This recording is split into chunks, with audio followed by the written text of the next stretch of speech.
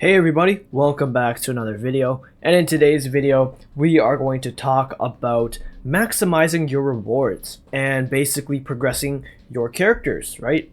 And what you should be doing to, help with your growth with your characters. For example, your power levels, your damage stats, all that kind of stuff, good stuff, because I had a point where I was kind of almost stunting my growth with characters because they are kind of being bottlenecked by their merit, and their merit actually does produce a lot of stats, right?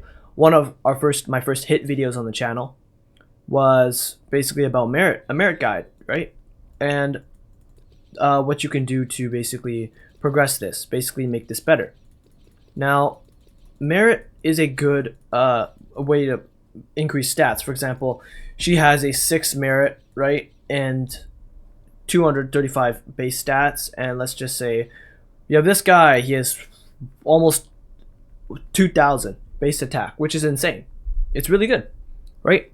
So currently this is the max merit, as you can see with the shiny thing telling it that's what it is. But I'm not here just to talk about merit. I'm here to talk about our grinding strategy, what you can do, how you can do stuff. Now, of course, this strategy is not guaranteed. That is my first disclaimer, because basically a lot of this stuff revolves around RNG. Now, this is basically just giving you the most amount of chances you can get to actually, of course, get this RNG. But I just like to talk about all these kind of stuff, all the good stuff that really does help you. So first of all, when you wake up, you're basically going to be doing your commissions, right? Now, there's a couple commissions that can help you. For basically almost all of them can actually. For example, loot, great for merit and merit only, basically, right? Credits can help you with re-rolling memories and affixes, right? Those can definitely really help with you. So actually doing a credit commission isn't too bad altogether, right? EXP cards, they're decent for your character levels, and memory chips. These are essential, and these are one of the most important, basically the most important commissions that you're going to ever have. And why I say this is because you're going to rely on these day in and day out to give you the rewards you need to progress your characters, right? And just quickly, a small memory guide here. The memories you should be doing at merit 16, and you should only be grinding for memories at merit 16, the current max as of now, right? For example, one, you can check here. You go here, you click this, and then you see Impassion, and then you see Raid Break, and it says UP. These two don't matter either. These are UP, means raid ups. So these are the ones that can have a higher, basically a higher chance to get these affixes, and these are really good. They're around 15% each, so these can basically boost your stats to get the affixes you want. And these ones, the most important ones that people want, are offensive affixes. For example, Raid Break, Impassion, Mind Reader, Penetrating Eye. And that's how you can get more people into your commissions. Just because you have, let's just say, a 10 times commission for memories, they may not even go there. One, because the game's dead. Two, because maybe the raid ups here are defensive stats, and people don't want that, right? So you can also see the substats, and these you can get different substats. You can see we're missing. Never mind. I think all of these should be the same for everyone. I thought they were all different, but I guess these are the only ones that matter, right? And you can also take into account the difficulty of bosses, etc. So Pluton, Raid Break, Impassion, and Resolute. This is a very, very good one because these go hand in hand. Basically, anytime you need Resolute attack, you're definitely going to need Impassion, so that really benefits you there. Turtle Monster is also a good one. Basically, you get Penetrating Eye, Mind Reader, hand in hand, just like I said. Mosquito Girl, Resolute, and Impassion, they go hand in hand, so they're very, very good because you can get both of those affixes on the same card easier. So, Vaccine Man's also a pretty good one. Raid Break and Penetrating Eye. And yeah, so basically the ones you want to be looking out for here is Pluton, Carnage Kabuto, Vaccine Man, and Mosquito Girl. Those are the 4 ones you want to look out for. All of the other ones are kind of garbage. For example, this is Subterranean King. They're just basically special affixes. For example, mechanisms. Like, these are only specific towards one character, right? Beast King, same thing. Ancient King, this is more defensive. Yep. Tenacity and Steadfast, so nobody really wants these because we're definitely more oriented into an attacking kind of character build for all of our characters. So that's basically covering the commissions. You basically want to be doing memories. Those are the ones that are the most difficult to max, right?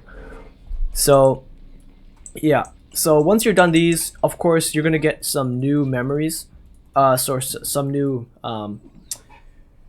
what do you call them again, commissions, and then you can click team up. For example, this one has a gold already and this one has a default one, so you can see how this one doesn't give good memories. You only want purple and above, right? You click team up, you can go team up, and it promotes them all to gold. So if I promote this one, I'll get gold materials and consumables for my merits, and also golds, possibly golds for my my memories, and that's really, really good. So you want to be doing around times 10 for memories, and what I mean by this is 2 memories times 5, which are the gold ones, equals times 10. For example, it's not like math, but for example here you get 5 copies of this, and then you'll get 5 copies of these ones that are golds, so it equals times 10. So when you're communicating to Discord, for example, you want to say room code Carnage Kabuto times 10. So they know what boss it is, what drops it is, and they already know it's max merit because nobody does any other commissions, right? It's only the memory ones. And it's going to say times 10, so times 10 gold, basically. So yeah, that's one way to communicate for commissions. Now, that was a pretty long segment of the video, but that's about the commissions and team commissions. You want to be doing these. You want to be doing all 3 daily, right, before the day ends. And you would rather want them to be times 10 or higher, or times 15 or times 10, because that way you can get the most amount of memories possible. Now, once you get these memories, of course, you're basically going to be farming in deployment, and you want to basically be doing your deployments and stations, because these give passive memories in the background. As you can see here, I'm getting constantly getting memories. I didn't get anything good there. I can also use my dishes to infinitely speed these up. They basically be completed just like that. And also stations give you credits, which you can use to re-roll some stats, which you definitely need. So credits are a must-have, memories are a must-have, almost everything is. Now, as you can see, I may not be getting anything that good, but it really does help to be getting these, because there is an odd chance you pull a gold keeper, right? And these ones are also good for farming dishes, so you can use dishes to complete the special events faster. So again, one of the biggest resource grinding things you can do. Now, of course, rerolling is a huge aspect in this game. For example, if I want a better stat, I'm going to go over this guy, and I want to reroll this Victory Rush. It costs me 150,000. I don't even have that. So credits, you definitely need an abundance of credits if you want to even get close to this. So yeah, and I've been pulling for this one for a long while, and I couldn't end up getting the one I needed, which was Raid Break, right? So again, memories are very, very important because they supply you with 2 affixes each if they're legendary. And if it's 2 affixes each, right, that's 12 affixes that you can be getting. 12. Now, 12 affixes means this can be up to 8, this can be up to 4, right? That's 12. That's already 12. These 2 can be basically maxed out, which is insane. Then it gives you these stats, right? 2 substats and a main stat that needs to be high. So that can definitely buff your attack. And then what you can use after that is you can get up to 9 affixes from these. So let's just say you have 12, right? That's like max Raid Break plus max Penetrating Eye. You can have max Mind Reader, max Respect for the Master, and another max stat, for example, max victory rush and max I don't know, or and one copy of let's see here, blatant strike, for example, right? That can be a perfect build, and you're gonna aim for that. So my affix sum for the useful affixes that I want to keep is 1, 2, 3, 4, 5, 6, 7, 8, 9, 10, 10 plus 16, 16, right? And I can get a total of 21. So 16 out of 21 affixes that I need to be completely maxed. Now, of course, it's really difficult to get, basically to get gold wills. So I'll be going over that next. So, gold wills. You can get these either over here, and you can get these from also the video game department, which I'll talk about later in Abyssal. So you can get them from simulations. Now, if you haven't done this already, do your simulations, because look, if I max this one out, do you know what I get? Okay, I get basically will tokens, a ton of will tokens. I'll get silver for draws, so you can get potentials for characters and arms. I'm getting credits as well that can basically help with rerolling. And I'll be getting a choice of SSR level 3 selection mechanism. Now I can get 2 of these per level. So for example, I have 5. 1, 2, 3, 4, 5. These all have the same rewards, right? 5 times 2 is 10, I think. I may be tweaking here, but wait, let me check. 1, sorry, let's see here. 1 and 2. Yeah, so I can get 10 of these, 10 gold will affixes. And why these are good is they can help you, right? So you get 5 for SRs, right? SR characters, and you get another 5 for your SSR characters. Now choose wisely. For example, I chose Silverfang, Saitama, Zombie Man, Genos, and Metal Knight, right? And for my SRs, I chose Genos, I think I chose Spring, yeah I did, Stinger, and Lily.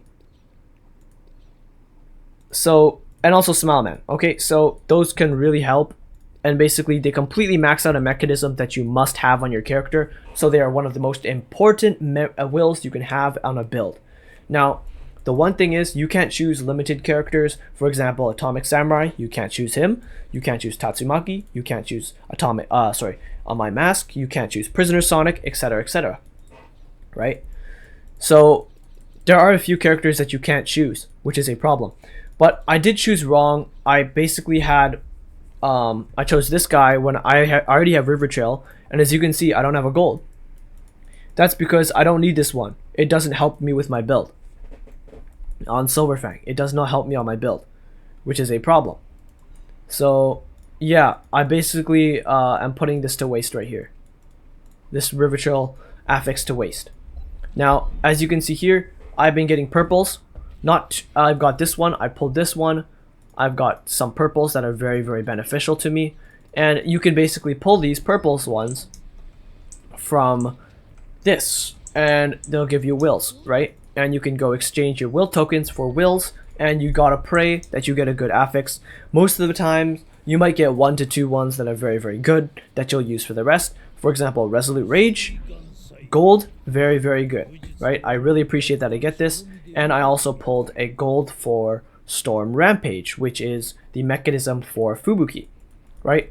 And yes, you aren't gonna pull the ones you want. For example, I got, purple First Strike, purple Acute Insight, purple Immortal Castle, purple Abominable Battle Will, freaking 2 purples Oath of Justice, right? And a gold in Incombustibles, which is like the worst you could possibly get. So yeah, again, you may not get good luck, but I can almost guarantee you'll get something that's worthy of, keeping around. And yes, you can split them for more draws, but I don't recommend doing it because they barely give you anything. So I'd say just hang on to them. Maybe you do need them, but yeah, that's for wills. You can get those from simulations and etc. will tokens, right?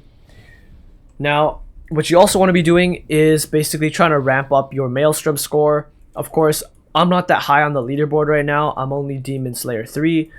Now, I'd love to be, of course, God Slayer, but the competition is very, very challenging for me. Even though I'm number 1, you can almost guarantee me that, you can almost tell me without a doubt that I'm not staying here. There's always going to be that one dude that overtakes me, right? But Demon Slayer basically gives me 560 silver, 2 draws, and 30,000 credits. Now, the better you get, the more draws you can get, and the more silver you can get. Now, the most important things you can get from this is the 560 silver, and yes, the regular draws are good, but the silver is going to help you out with limited draws to get new characters, etc. For example, if a character is completely busted, like Prisoner Sonic, you can use the silver to buy him, which can be very, very good for your team, considering the meta does change every single character that drops. It basically shifts around the meta and what you want to run. So, of course, you don't really have to follow around the meta too much, but it does help. Now, another thing that can really help you here is energy. For example, if you have spare energy, you can grind away at commissions. I can grind commissions for hours with this energy, right? And you can buy energy. For example, you can buy freaking 5 stacks. Okay, so 1 stack of 120, right? That's 2 gold commissions. So that's a lot of grinding, a lot of loot for only 50 silver. Now it takes 5 times that, for 260 silver, basically, to get a draw. A single draw that could be just an arms card. Or you could spend the silver on energy, which actually is which is really valuable actually, if you think about it. Now, of course, you don't have to spend it on it. You can totally skip this, but if you do spend the silver, you will be getting an immense amount of progression very, very quickly. So that's one way to actually buy your way into getting the best memories in the game, is just doing these commissions over and over and over again. And yes, they will auto-generate. The more you do these, the more you unlock. But if you do run out, of course, you can just queue up some loot ones or ask a friend to share some memories with you. Okay, so that's one way you can do it. Now, of course, if you haven't already, do the hot battles. They'll give you 1,000 silver each, and they'll basically make it so that you can get as many draws as you can for basically draws. Of course, limited draws that you want to spend your silver on, which aren't right now, so don't spend your silver on regular draws. But yeah, you can totally get broken characters with your silver, so I suggest saving it up and spending on a character that's very, very good to get a lot of copies for. For example, if you have a lot of silver, you can buy the arms banner, you can buy the regular character banner and get a lot of potential that can really improve your character, right? And that comes with draws, right? Draws, they can basically give you characters, right? Of course they can. And you can spend whatever you want on a level 2 will if you want, or you can buy more draw tickets to get potential. Now, potential really does help your characters because they basically feed off potential. In a pay-to-win gacha game way, they basically feed off characters. For example, let's see, Metal Knight potential 1, he's pretty good, pretty good character. But Genos potential 2, he's my best character. Zombie Man potential 0, he's kind of lagging behind. He was my main until Genos got these 2 potentials.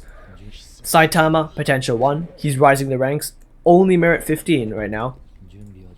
And he can do so much better. And he can really just surpass so many characters on this list. But Silverfang potential 0, my worst character on my team. And then Tatsumaki Metal Knight, they're like scratches. They can be used. And you can see how they have good potential. For example, Sonic doesn't have good potential on the bottom, really not used. Same with Atomic Samurai and Fubuki, right? These guys don't have potential, so they can't really rise the ranks of your team. So whatever you do get, just play with the hand you're dealt with. So you don't have to really force a build. I've been trying to play my mask. I've been trying to play whoever it is, but it's really hard because normally just build on the characters you get. For example, if you get a fuck ton of potentials for Silverfang, build this guy as your main. For example, if you have potential 2 Silverfang right here, Impassion level limit 1, attacks will not trigger negative crit, and depletion, he's gonna absolutely tear the enemies apart, inside and outside, right? So again, try not you don't want to basically take away from somebody who has no potential, or sorry, has a potential 2, and try to force a build on a potential 0, expecting them to be better than potential 2, because in most cases potential 2 will beat potential 0, right? This can even go for one of the worst characters in the game, Fubuki, right? As you can see, she's potential 2. Whatever, she gets more bonus attack. I'd build her if she had potential over Tatsumaki with 0 potential, right? So that can really help you as well when it comes to building characters.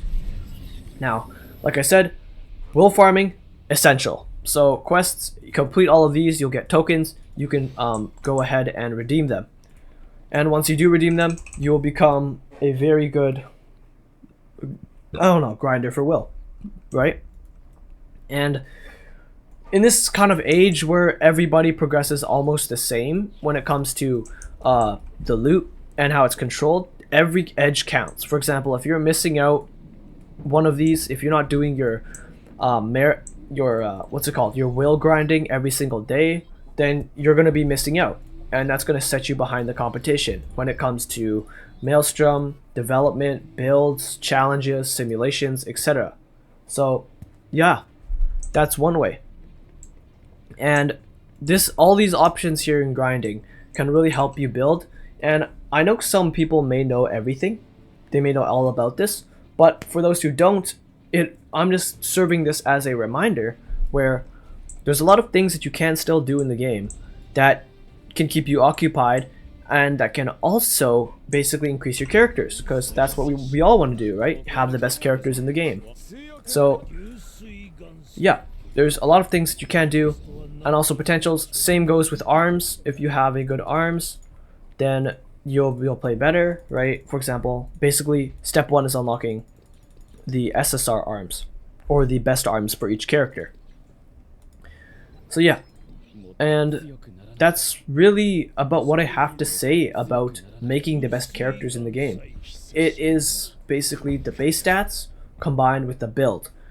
And you can see I have a really good build, but 3 of my freaking affixes are outdated. So that means I'll be getting less stats. I'll be getting less stats here, I'll be getting less stats here. And this will hinder my melee attack, which is the main reason I have Impassioned and Resolute. So you can see how it really affects my build if they're not up to date. So you want to get the best stats you can possibly get by basically grinding memory commissions, right? So yeah, there's a lot of things you can do, and a lot of times it's your RNG that can make the difference. But if you keep basically rolling for stuff, you will eventually get what you want. That's just how it works, right? So yeah, that's about it, everybody. Again, just my thoughts on how to build your team and what I can give you as advice. And yeah, I hope you guys get a good build on each character in your roster, and I'll see you guys in the next one. Peace out, everybody.